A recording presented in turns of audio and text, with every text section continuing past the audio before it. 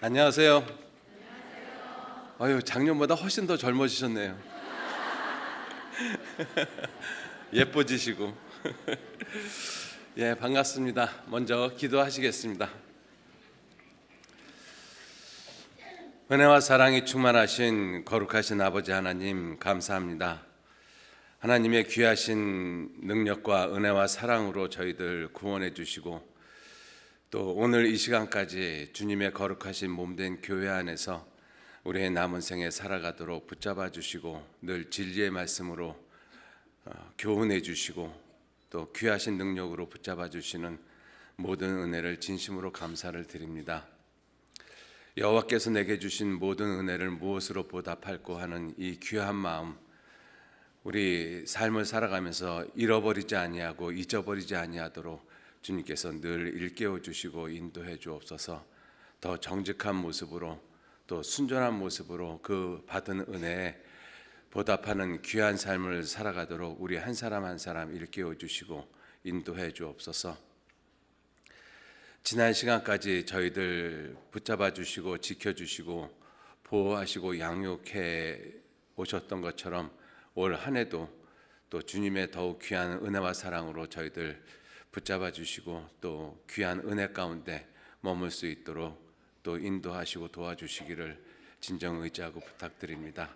또 각 가정마다 주님 함께 해주셔서 힘들고 어려운 그 모든 일들 이제 주님의 선하신 뜻 가운데 또 귀한 모습으로 또 은혜 가운데 그 모든 일들이 해결되어질 수 있고 마음의 평안을 얻을 수 있고 또 주님을 섬기는 그러한 기쁨을 가지고 다시 주님을 섬기는 그러한 귀한 한 해가 되어질 수 있도록 주님께서 더욱 도와주시고 인도해 주옵소서.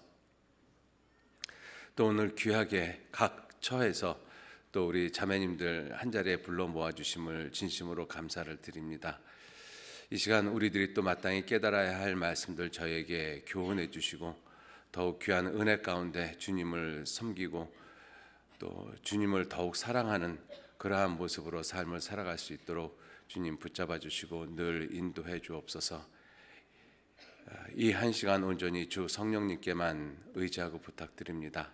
함께 하시고 도와주옵소서. 감사드리면서 우리를 죄악 가운데서 구원해 주신 거룩하신 예수님 이름으로 기도 올렸습니다. 아멘. 예, 우리 누가복음 10장 찾겠습니다.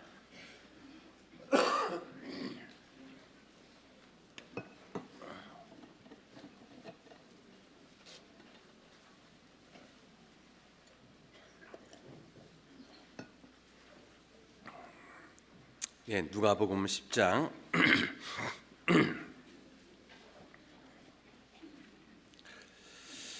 누가복음 10장 36절로 37절 말씀 36절로 37절 말씀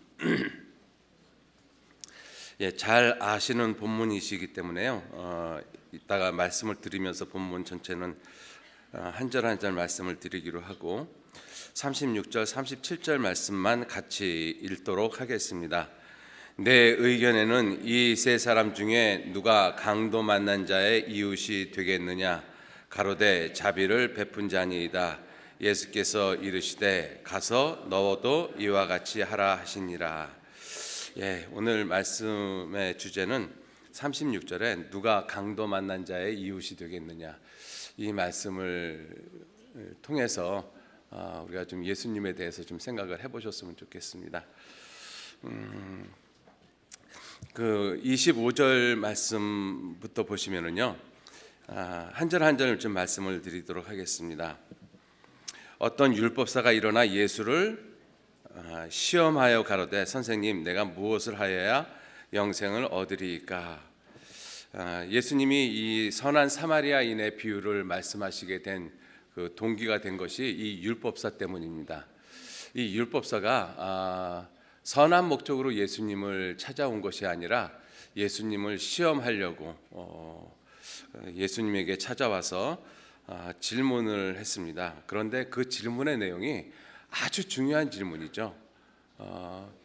여러분들 한번 가만히 생각해 보세요. 우리 인생 가운데서 가장 중요한 질문이 과연 무엇일까?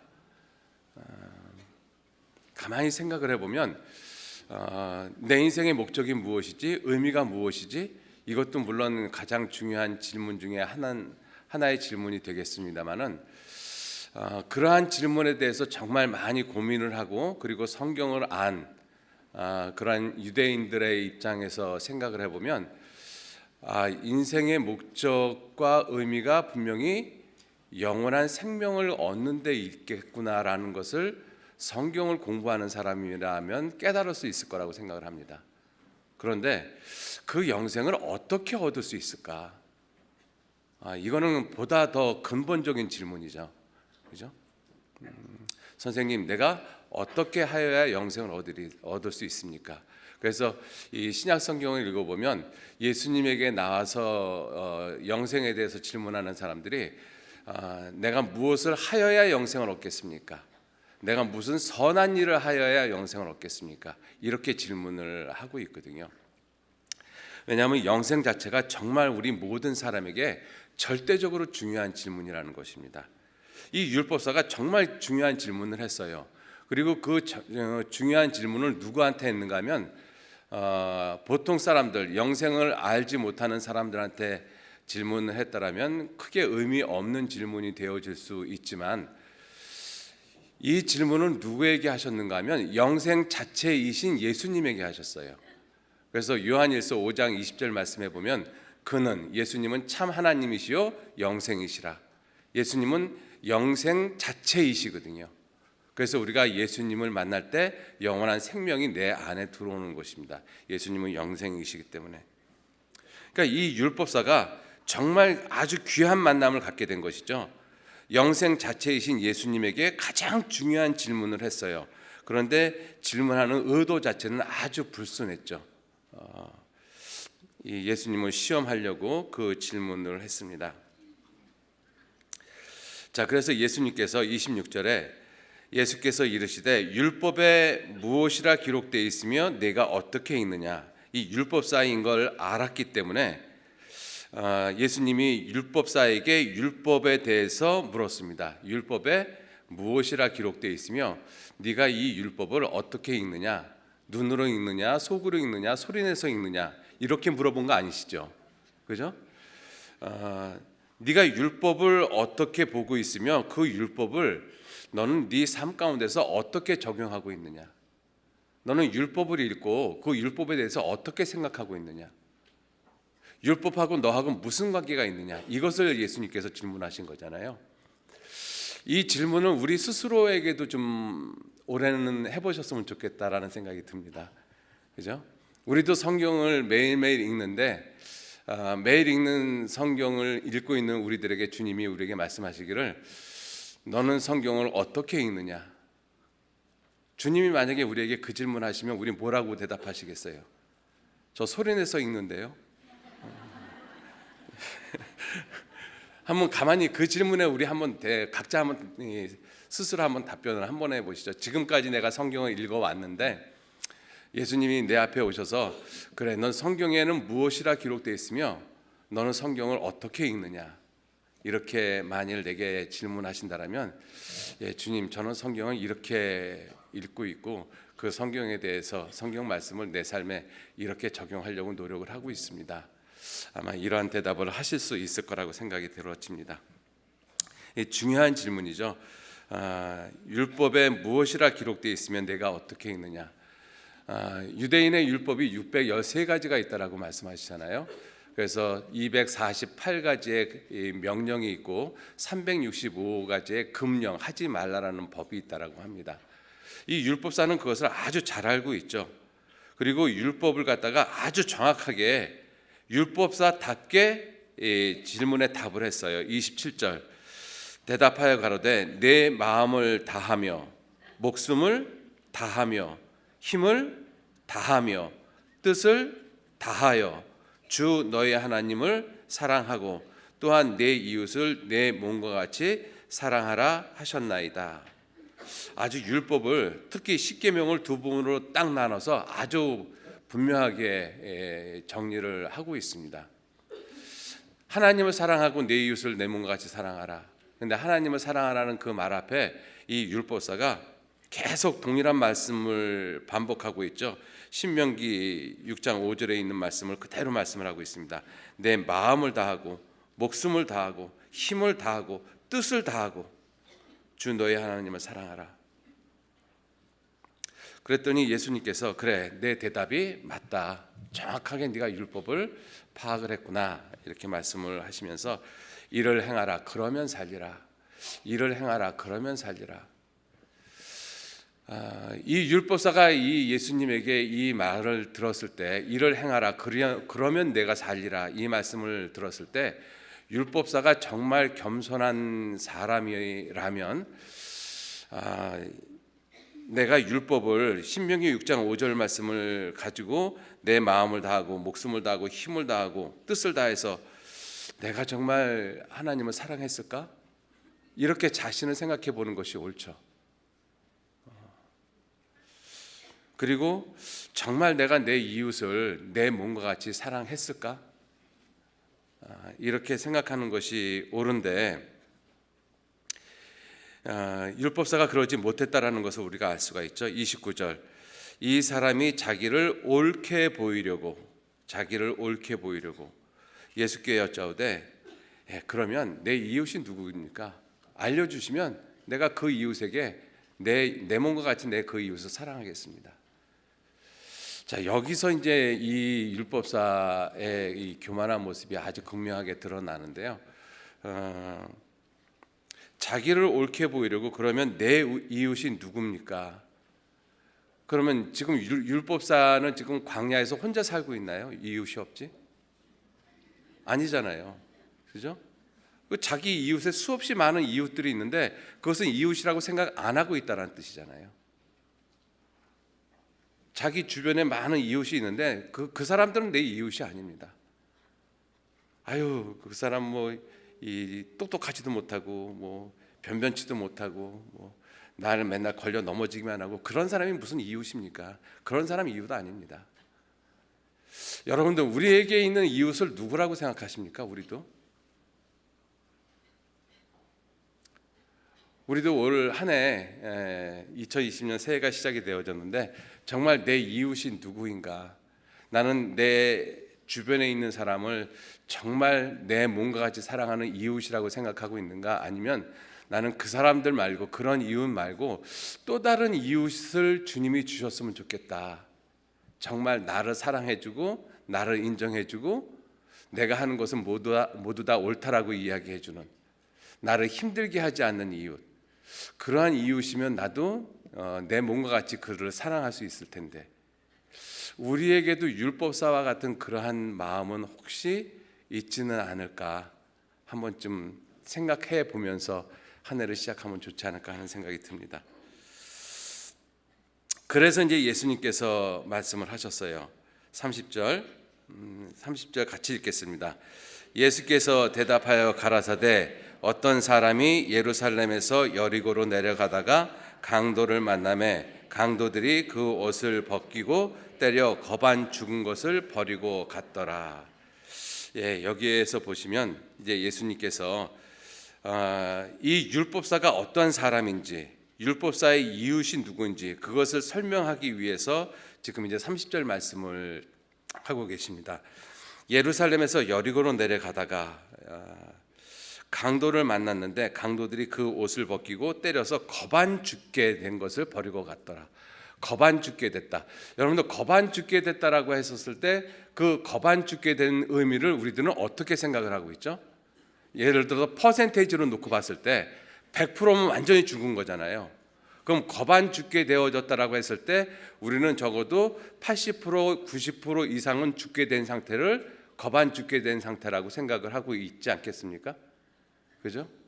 그런데 원문의 뜻을 찾아보니까 반은 살고 반은 죽은 상태로 표현되어 있더라고요.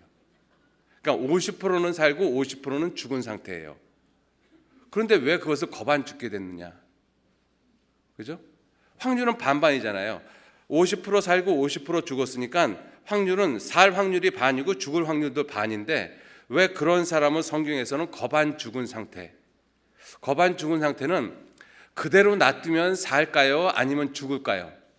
그죠? 그대로 놔두면 죽어요. 특별한 조치가 없으면 죽게끔 되어져 있습니다. 그죠?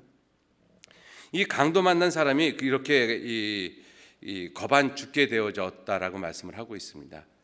실제로 거반 죽게 되어진 이 모습이 이 율법사를 비롯해서 우리 모든 사람, 이 세상에 온 모든 사람이 거반 죽은 상태로 이 세상에 왔습니다.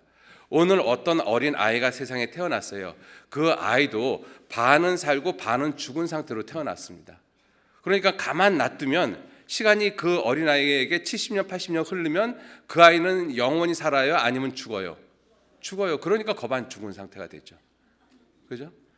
저도 거반 죽은 상태고 여러분들도 거반 죽은 상태고, 그죠? 가만 놔두면 죽는 상태. 그게 우리가 구원받기 전에 우리의 모습이라는 것입니다. 그죠?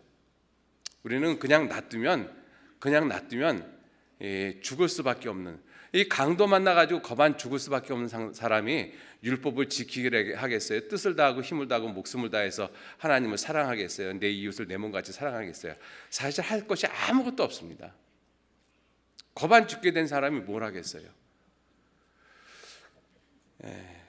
자, 그런데 31절에 마침 한 제사장, 종교 우두머리죠.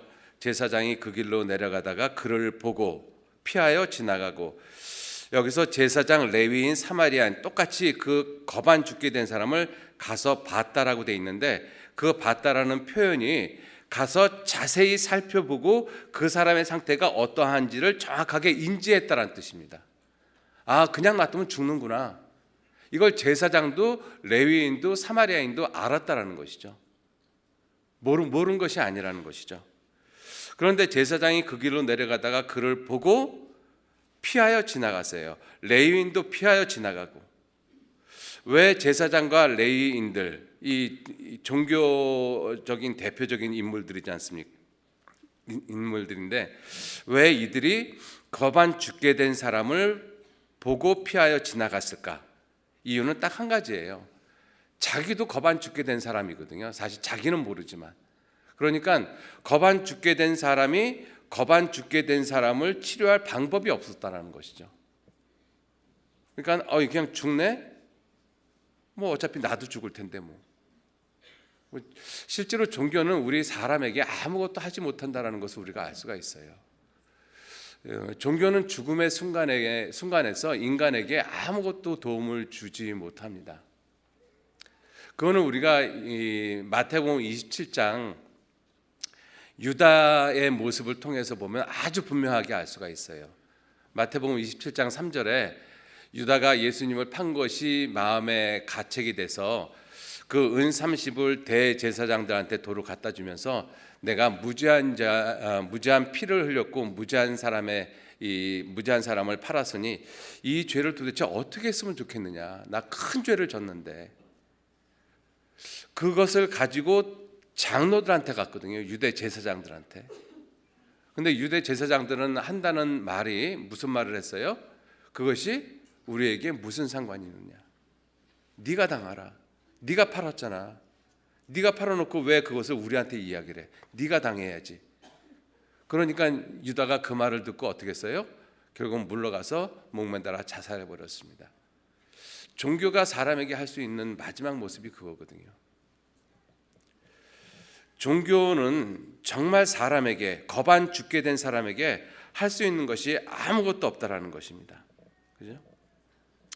33절, 어떤 사마리아인은 여행하는 중 거기 이르러 그를 보고, 이 사마리아인도 거반 죽게 된 사람을 가서 자세히 보고 아, 그냥 놔두면 죽겠구나, 이걸 알았어요. 그리고 지나친 것이 아니라 어떻게 했어요? 불쌍히 여겼다라는 것입니다. 이 사마리아인이 이 강도 만난 자, 거반 죽게 된 사람을 치료한 이유는 딱 한 가지예요.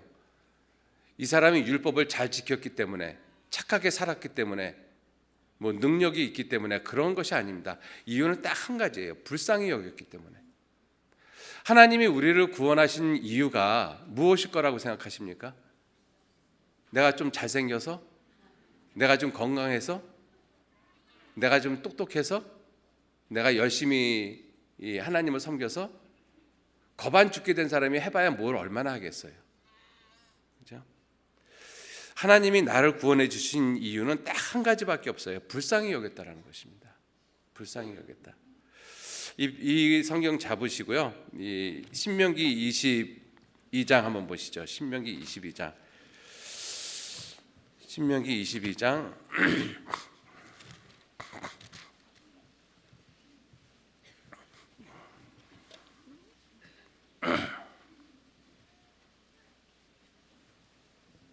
신명기 22장 4절 말씀해 보시면,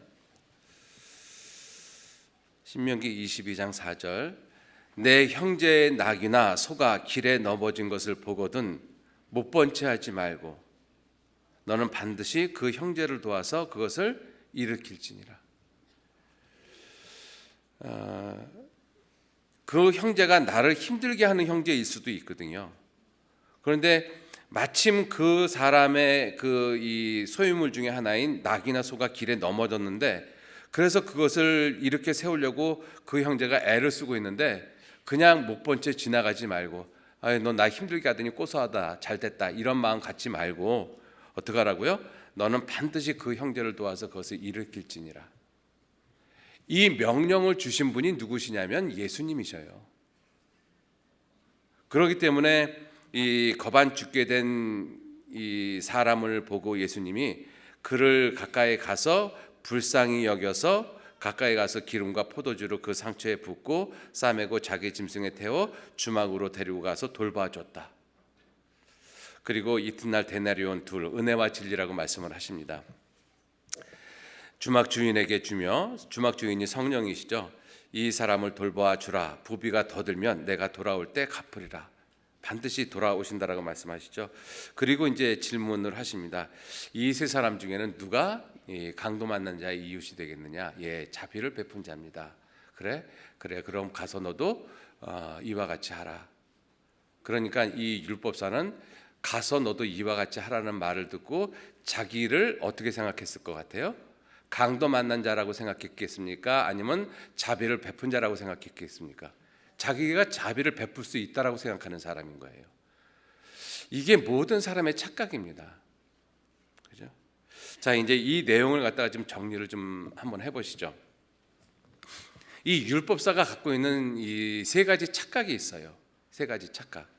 그 첫 번째 착각이 무엇이냐면, 율법에 대해서 자기가 율법사니까 율법을 잘 알고 있다라고 생각하고 있거든요. 그러니까 율법에 대해서 27절에 내 마음을 다하고 목숨을 다하고 힘을 다하고 뜻을 다해서 주 여호와 너의 하나님을 사랑하라. 그것이 이 율법사의 지식이지 마음 가운데 이루어진 것은 아니거든요. 내 이웃을 내 몸과 같이 사랑하라. 그것이 이 율법사의 지식으로 남아 있는 것이지, 이게 그 사람의 실제 율법이 그 삶에 적용되어지는 모습은 절대로 아니라는 것입니다. 그러니까 진정한 의미에서는 율법사가 율법이 무엇인지를 모르고 있는 것이죠. 율법을 주신 목적 자체가 무엇인지를 전혀 모르고 있다는 것입니다. 그런데 자기는 알고 있는 것으로 생각하잖아요. 우리도 동일할 수 있습니다. 저도 마찬가지고요. 우리가 성경을 좀 알고 있다라고 하는데, 내가 알고 있다라고 하는 그 성경이 실제 내 삶에서 무슨 관계가 있느냐 하는 거죠. 실제 내 삶에서, 그죠? 내 삶의 모습에서 율법사의 모습이 얼마든지 나타난다라는 것입니다. 우리도 성경을 많이 듣고 보고 알고 있기 때문에 성경에 대해서 다른 사람들보다 훨씬 더 많이 우리도 이야기할 수 있다라고 생각을 합니다. 그런데 그렇게 많은 성경적인 지식이 실제 내 삶에서 무슨 관계가 있느냐 하는 것이죠. 옛말에 그런 말이 있다라고 합니다. 아자아 서자서, 나는 나대로 글은 글대로. 그럼 그 글 뭐토록 읽어요?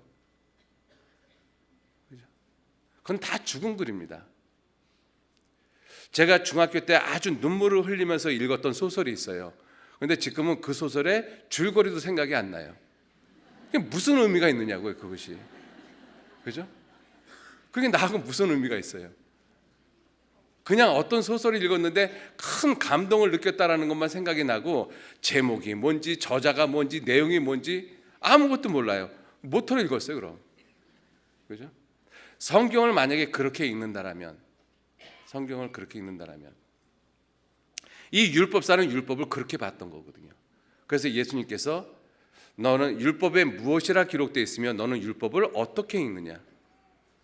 주님이 우리에게 똑같이 말씀을 하십니다. 정말 성경 말씀 한 구절이라도 내 삶에 나타나는 것이 정말로 중요하다고 생각을 합니다.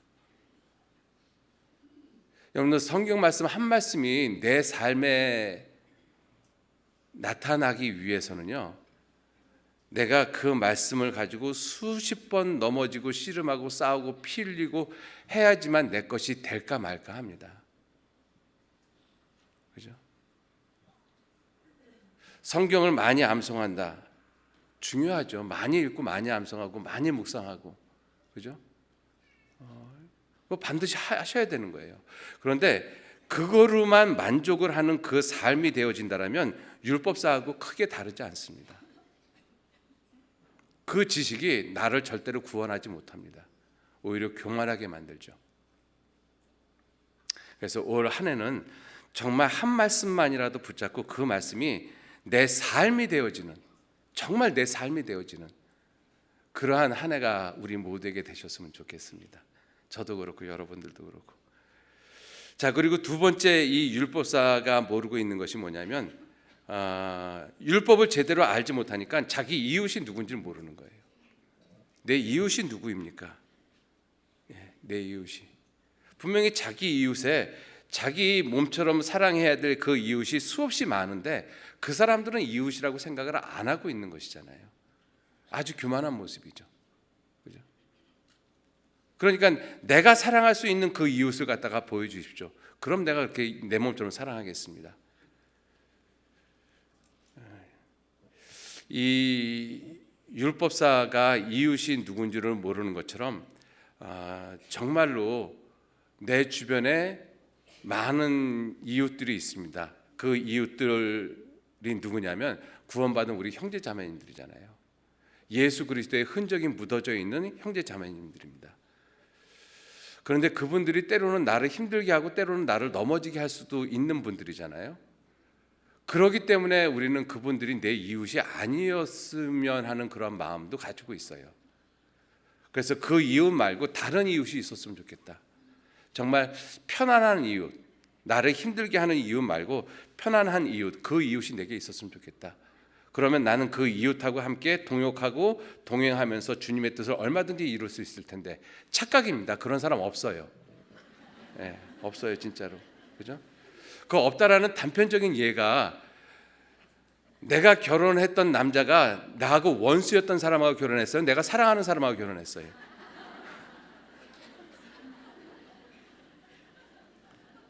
세상에 그런 사람 없거든요. 그죠?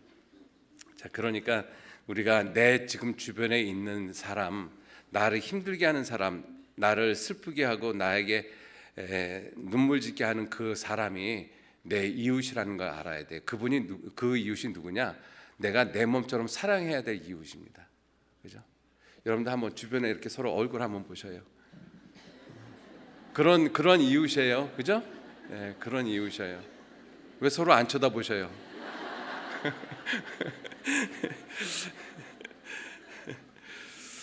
예, 그리고 이 율법사가 또 하나 모르고 있는 것이 뭐냐면 자기가 누군지를 모른다라는 거예요. 자기가 이 선한 사마리아인처럼 자비를 베풀 수 있는 사람으로 착각하고 있다라는 것이죠. 아니에요.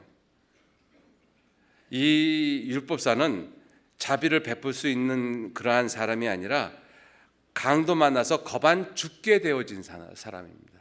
겁안 죽게 된 사람. 그래서 어떤 특별한 조치를 하지 않으면 그냥 죽음에 갈 수밖에 없는, 그죠? 겁안 죽게 된 상태가 그거거든요. 여러분들, 우리는 반은 죽고 반은 산 상태로 태어났잖아요. 반은 죽고 반은 산 상태로. 그런데 우리가 저주받은 세상에서 반은 죽고 반은 산 상태로 태어났는데 시간이 지나면 이 죽음이 자꾸 생명을 갖다가 갉아먹어요. 그래서 결국은 70년, 80년, 100년이 지나면 결국은 죽음이 생명을 갖다가 완전히 정복을 하죠. 그래서 죽어버리는 것입니다. 그게 거반 죽게 된 상태거든요. 그죠? 그러니까 이러한 상태에 있는 사람은 특별한 조치가 필요해요. 그 특별한 조치가 교회를 다니고 어떤 종교를 가지고 착하게 살고 열심히 하고 그것이 아니라 선한 사마리아인을 만나야 됩니다. 예수님 만나야 돼요. 오직 그 길밖에 없어요. 그 예수님을 만나면, 선한 사마리아인을 만나면 거반 죽게 된 사람이 어떻게 되는가 하면 거반 살게 된 상태로 바뀌어요. 반은 죽고 반은 산, 그러한 모습으로 바뀌는데 똑같은 모습이잖아요. 50% 죽고 50% 산 상태. 변한 게 별로 없는 것 같잖아요. 그런데 예수님을 만나면, 선한 사마리아인을 만나면 이 선한 사마리아인을 통해서 받게 되는 그 생명이 무슨 생명이냐? 영원한 생명이라는 것이죠. 그래서 영원한 생명 50%, 내 육체가 죽어가는 모습 50%, 그게 구원받은 사람의 모습이거든요. 시간이 지나가면 이 영원한 생명이 사망을 갖다가 정복을 해요. 그래서 결국은 죽으면 우리는 영원한 천국으로 가게 되잖아요. 그래서 구원받은 사람은 가만 놔두면, 구원받은 사람, 선한 사마리아인을 만나서 구원을 받은 사람은 가만 놔두면 저절로 지옥 갈까요? 아니면 천국 갈까요? 예? 천국 가죠. 그죠? 천국 가잖아요. 구원을 받은 사람 가만 놔두면 그 사람 어디 가겠어요? 죽으면 천국 가죠. 구원받은 사람이 앞으로 열심히 교회 생활해야 천국 갑니까? 아니잖아요. 이 구원을 받았다라는 그 자체는 그냥 가만 놔두면 어디로 가요? 천국으로 가요. 구원을 못 받은 사람은 가만 놔두면 어디로 가요? 지옥으로 가고. 그걸 거반 죽게 된 사람이라고 이야기를 하고, 선한 사마리아인을 만난 사람은 거반 살게 된 사람이에요. 쉽게 말하면. 그러니까 가만 놔둬도 우리는 천국 가는 사람이에요. 그러니까 이제 가만 놔둬도 천국 가니까 이제 교회 안 나와도 되고 그런 뜻이 아니잖아요. 그죠? 자, 그렇게 우리는 바뀌어진 사람입니다. 생명 자체가, 우리에게 들어온 생명 자체가 가만 놔두면 그냥 천국으로 가게끔 되어지는 생명을 받은 거예요. 선한 사마리아인 때문에. 그죠? 자, 그 선한 사마리아인을 만나서 우리는 이제는 가만 놔두면 저절로 사는 영원한 생명을 가진 그러한 사람이 되어졌습니다. 자, 그 선한 사마리아인이 나를 그렇게 응급조치를 하고 거반 죽게 된 사람을 거반 살게 된 모습으로 바꿔놨어요. 자, 그리고 나서 아직도 마귀에게 두들겨 맞은 상처들은 남아있잖아요. 그 상처들은 어떻게 해요? 치료해야죠. 그래서 어디로 데려갔어요?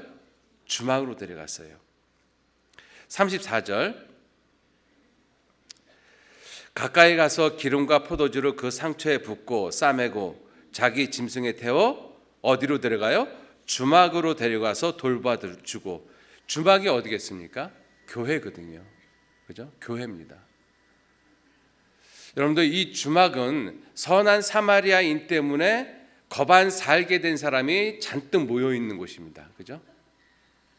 그러니까 이 주막은 이 선한 사마리아인을 만나가지고 다 온 사람들이잖아요. 그러니까 이 사람들은 다 나름대로 상처가 다 있어요. 왜? 거반 죽게 됐다가 거반 살게 된 사람들이니까. 그죠? 굉장히 많은 상처들이 있습니다. 첫 번째, 가장 깊은 상처는 내 영혼의 상처고, 내 마음의 상처고, 내 생각의 상처고, 내 어렸을 때의 상처가 있고, 그죠? 또 사람으로부터 받은 상처가 있고, 가족으로부터 받은 상처가 있고, 많은 상처들을 가지고 있는 사람들이 모여 있는 것이 어디냐? 주막입니다. 그것이 교회잖아요. 그죠? 여러분들, 여기 계신 모든 분들 실제로 다 보면 천사 같고 아름답고 예쁘신 모습이지만 한 사람 한 사람 속으로 들어가서 교제하다가 보면 결국은 속에 정말로 많은 상처들 가지고 있거든요. 그죠? 여기 계신 분들 중에 상처 없으신 분들 있으십니까? 없어요. 다 상처가 있어요. 건들면 아픈 상처들, 그 상처를 갖다가 치료하고 있는 중에 있거든요. 그죠? 그런데 그 주막에 있는 사람들끼리 어떤 사람은 자기가 좀 상처가 났다라고 해서 이제 이 거반 살게 되어진 사람, 선한 사마리아인을 만나고 거반 살게 되어져 가지고 이제 주막으로 겨우 들어온 사람, 그 사람한테, 야, 너는 왜 상처가 그 모양이냐? 너는 왜 그렇게 거반 죽게 됐어? 이런 식으로 이야기를 하면 자기가 어떠한 상태였는지를 모르고 있는 사람이죠. 그죠? 자기도 거반 죽게 됐다가 예수님 만나서 거반 살게 돼서 이제는 주막에 와서 오랫동안 치료를 받아서 제법 건강해진 모습이라는 것을 잊고 있는 것입니다. 또다시 이 율법사의 모습으로 얼마든지 돌아갈 수 있다는 거예요. 우리가 옛날을 생각하지 못하면. 여러분, 내가 어떠한 모습이었는지 우리는 기억하셔야 돼요. 거반 죽게 되어졌던 그러한 모습이라는 것을 절대로 잃어버리면 안 됩니다. 그죠? 내가 거반 죽게 되어졌다가 오직 예수님 만나서 그 선한 사마리아인을 만나서 내가 지금 주막에 와 있다는 사실, 그거를 절대로 잃어버리면 안 돼요. 자기가 마치 능력이 있어서 그 주막에 찾아온 것처럼 생각하면 안 된다는 것입니다. 그러니까 우리는 주막에서 만나는 사람들, 교회에서 만나는 모든 사람들 상처 건들지 말고 사셔야 돼요. 남의 상처 건들지 마셔요. 상처 건들면 아프겠어요? 안 아프겠어요? 아파요. 근데 아픈 걸 왜 자꾸 건드리냐고요. 그죠? 좀 이해해주고 쓰다듬어주고 좀 기다려주고. 그죠? 우리가 병동에 가면, 우리가 병원에 가면, 특히 암병동 가면은 암 종류마다 그 이 환자 병동을 따로 만들어 놓잖아요. 그죠? 여기는 폐암 환자들이 모여 있고, 어디는 간암 환자들이 모여 있고, 어떤 데는 혈액암 그 환자들이 모여 있고 따로 만들어 놓지 않습니까? 근데 그곳에 가서 이렇게 보면은 그 사람들 생전에 한 번도 안 만나 본 사람들인데, 그런데 몇십 년 만난 사람들만큼 굉장히 살뜰살뜰하게 보살펴 주거든요. 내가 이거 먹어봤더니 정말 나 이런 효과가 있는 것 같아. 정말 좋아요. 당신도 한번 먹어보시라고. 그리고 그 비싼 것을 갖다가 돈도 안 받고 그냥 주고 막 그러잖아요. 여러분들, 그 사람들이 왜 그와 같은 행동을 하겠습니까? 자기하고 똑같은, 나하고 똑같은 아픔을 갖고 있다는 것을 아니까 내 이웃을 내 몸과 같이 사랑할 수 있잖아요. 그렇죠? 불쌍히 여겨지니까. 내가 힘들고 아픈 것만큼 이 사람도 정말 힘들고 아프겠구나. 그러니까 불쌍히 여겨지는 거잖아요. 그러니까 조건 없이, 이유 없이 그 사람을 사랑하게 되고 내게 있는 것을 주려고 그러고, 그리고 그 사람이 힘들고 아픈 것을 안 건드리려고 노력을 하고. 여러분들, 교회는 그 모습이 돼야 되거든요. 그죠? 반드시 교회는 그 모습이 돼야 됩니다. 그게 주막의 모습이거든요. 그런데 우리가 교회 생활을 하다가 보면 어느 정도 건강해진 그러한 그 모습을 통해서 주막에만 머물러 있으면 무슨 문제가 생기는가 하면, 이제 주막으로 들어오는 사람들 온갖 판단만 하고 앉아 있어요.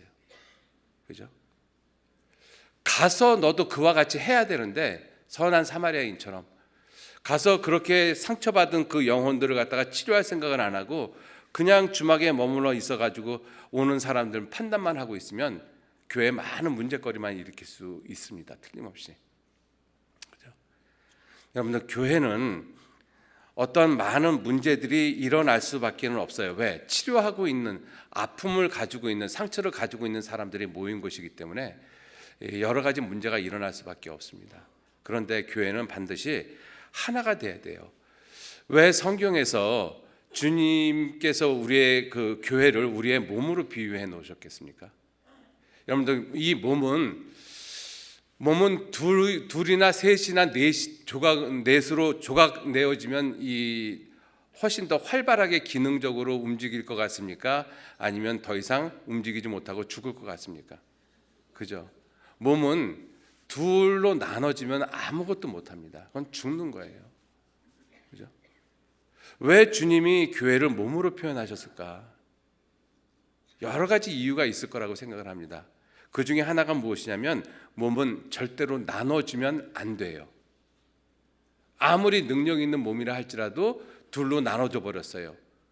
그러면 그 나눠진 그 두 몸이 무엇을 하겠어요? 아무것도 못 하거든요. 여러분들, 열왕기상 3장에 보면 솔로몬이 이 임금이 돼서 첫 번째 재판을 합니다. 그 창기 2계집이 산 아들 하나를 가지고 와서 재판을, 자기 아들이라고 이야기를 하니까 솔로몬이 아주 무식한 재판을 하죠. 서로 다 자기 아들이라고 그러니까 방법이 없잖아요. 지금 같으면 유전자 감식을 할 텐데 방법이 없으니까 칼 가지고 와서 반으로 쪼개서 나눠줘라. 그죠? 근데 자기 아들이 아닌 그 창기 계집은 반으로 나누라고 요구를 하죠. 반으로 나눠서 내 것도 되지 말고 내 것도 되지 말고 둘도 나눠 주십시오. 깨끗하게. 근데 어미 되는 계집은 뭐라고 그래요? 제발 나누지 마십시오. 죽이지 마십시오. 그냥 산채로 저희에게 주십시오. 여러분들, 그게 교회의 모습입니다. 교회에서 내가 주장을 해갖고 내 주장을 갖다가 끝까지 관철을 시켰어요. 그래서 내가 옳음이 밝혀졌습니다. 그런데 교회는 둘로 나눠졌어요. 무슨 의미가 있죠? 교회는 나눠졌는데 내가 끝까지 내 옳음을 주장을 해서 내 자식을 갖다가 반으로 쪼개서 반만 내가 받았어요.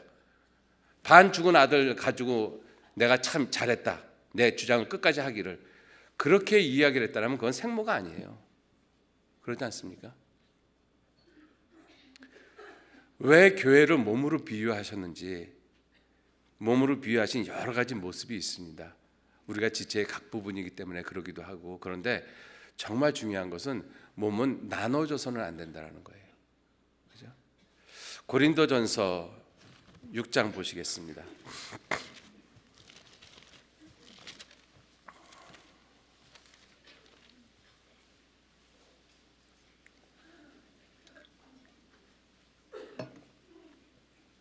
고린도전서 6장 5절 말씀서부터 제가 읽겠습니다.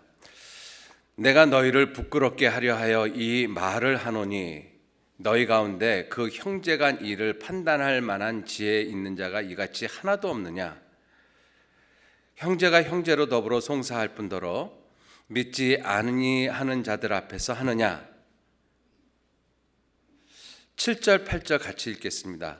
너희가 피차 송사함으로 너희 가운데 이미 완연한 허물이 있나니 차라리 불의를 당하는 것이 낫지 아니하며 차라리 속는 것이 낫지 아니하냐.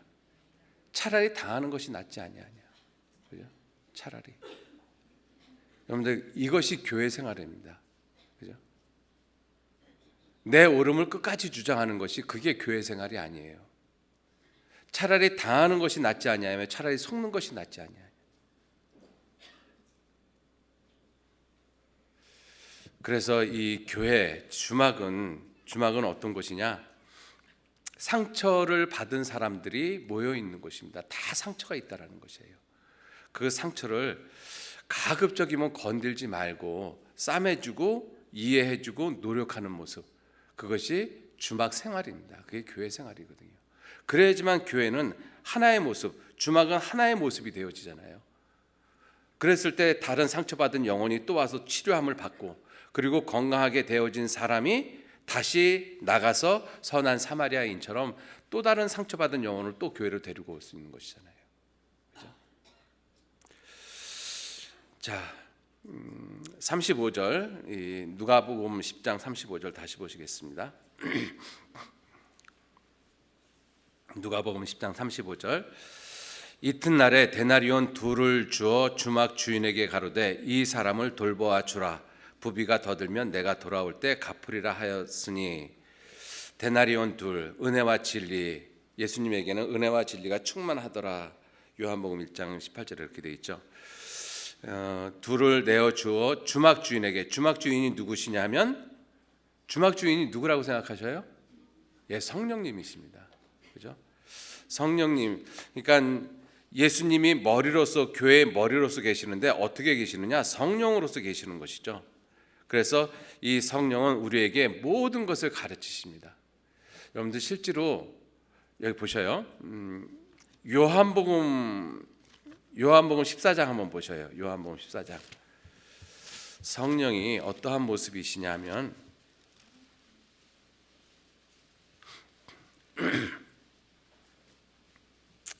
요한복음 14장 26절. 요한복음 14장 26절. 같이 읽겠습니다. 보혜사 곧 아버지께서 내 이름으로 보내실 성령, 그가 너희에게 모든 것을 가르치시고 내가 너희에게 말한 모든 것을 생각나게 하시리라. 여기 정말 중요한 말씀이 무엇이냐면요, 성령께서 너희에게 모든 것을 가르치신다. 정말 성령이 가르치십니다. 그죠? 성령이 가르치셔요. 우리 교회를 정말 성령께서 가르치시거든요. 성령께서 가르치십니다. 여러분들 이 말씀을 한번 가만히 생각해 보세요. 요한복음 17장 한번 보셔요. 17장 8절 말씀. 요한복음 17장 8절 말씀. 예수님이 지금 긴 기도의 내용 가운데 하시는 말씀입니다. 8절. 나는 아버지께서 내게 주신 말씀들을 저희에게 주었사오며, 나는 아버지께서 내게 주신 말씀들을 저희에게 주었사오며.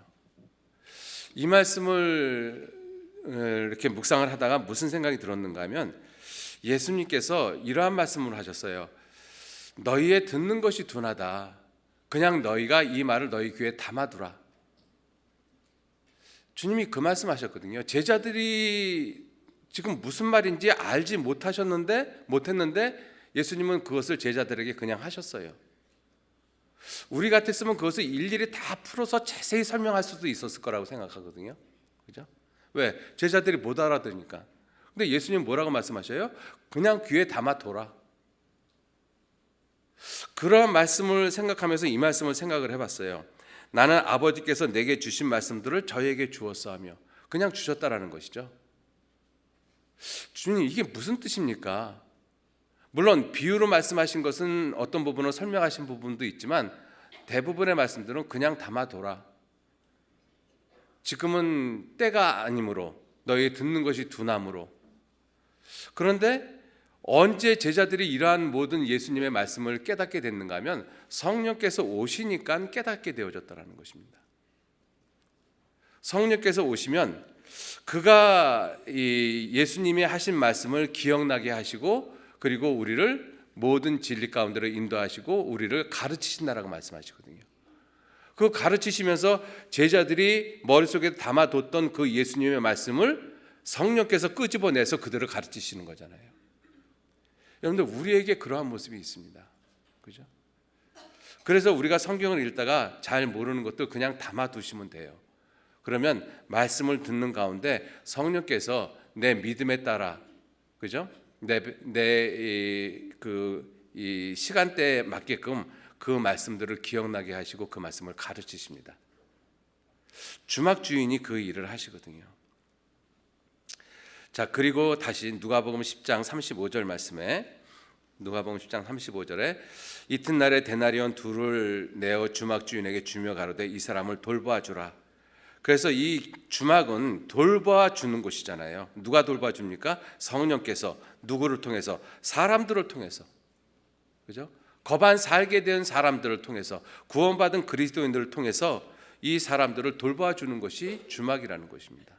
교회라는 것이죠. 부비가 더 들면 내가 돌아올 때 갚으리라. 예수님 가셨잖아요. 반드시 돌아오십니다. 돌아온다라고 약속하셨으니까. 그래서 이 36절에 율법사에게 내 의견에는 이 세 사람 중에 누가 강도 만난 자의 이웃이 되겠느냐, 이 질문에 먼저 예수님이 먼저 하시는 질문이 있습니다. 무슨 질문을 하셨는가 하면 너와 나중에 누가 강도 만난 자이겠느냐. 그죠? 율법사에게 넌 네가 누군지 아느냐? 네가 강도 만난 자다. 이것을 먼저 물어보시는 거예요. 넌 네가 뭐 자비를 베풀 거라고 지금 생각을 하면서 내 이웃이 누구냐고 물었지만 너는 자비를 베풀 수 있는 존재가 아니라 네가 지금 겁 안 죽게 된 사람이야. 강도 만난 자야. 그걸 먼저 깨달아야 된다는 것이죠. 그죠? 그러니까 우리가 교회 생활하면서 내가 겁 안 죽게 되어진 사람이었구나. 나는 그냥 두면 그냥 지옥으로 갈 수밖에 없는 그러한 운명의 사람이었구나. 그거를 아주 분명하게 깨달으셔야 돼요. 우리가 구원받고 시간이 조금 지나면 마치 나는 원래부터 구원받은 사람인 것처럼 생각하는 경우가 있어요. 그러지 않습니다. 그렇죠?